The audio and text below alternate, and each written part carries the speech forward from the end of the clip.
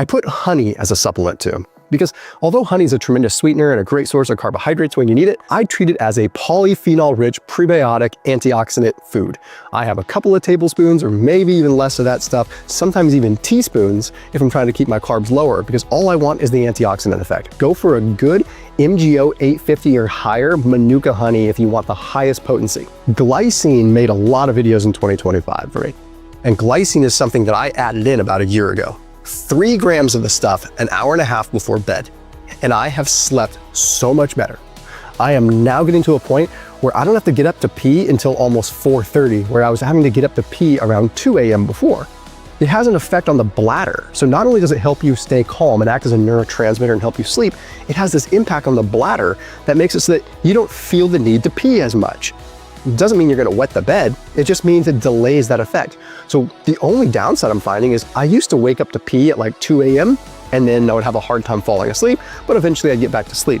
If I don't wake up to pee until 4:30, I'm so far into the night, a lot of times I just end up getting up. But I'll tell you, if I go to bed at 9:30 and sleep all the way till 4:30, I'll take it. That's better than going to bed at 9:30 and getting up at 2 and not going back to sleep or having broken sleep. So glycine as a neurotransmitter, as a neuroprotectant, as an antioxidant, and as an overall sleep aid. Magnesium across the board, but recently because of my love for glycine, I've been doing a lot more in the way of magnesium glycinate. I've also become a fan of magnesium taurate, which is magnesium bound to taurine.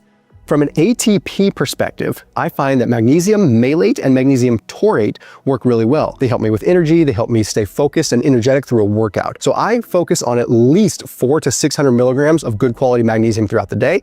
I even get closer to 1,000 milligrams because if you're using the right kind, not sulfate, not oxide, nothing like that, you're not gonna have to be seatbelted to the toilet. Glutamine. And I love this one. I love how it irritates people because people just don't always see the fine print. Yes, there is a glutamine cycle that is involved with cancer.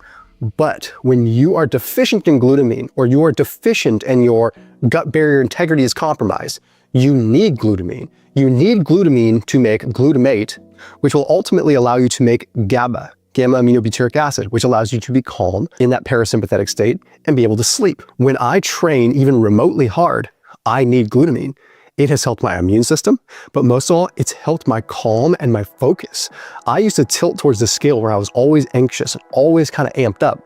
And I realized it was because my glutamine stores were so low. So this whole glutamate to GABA cycle where you produce glutamate for your brain, you need glutamate to produce GABA.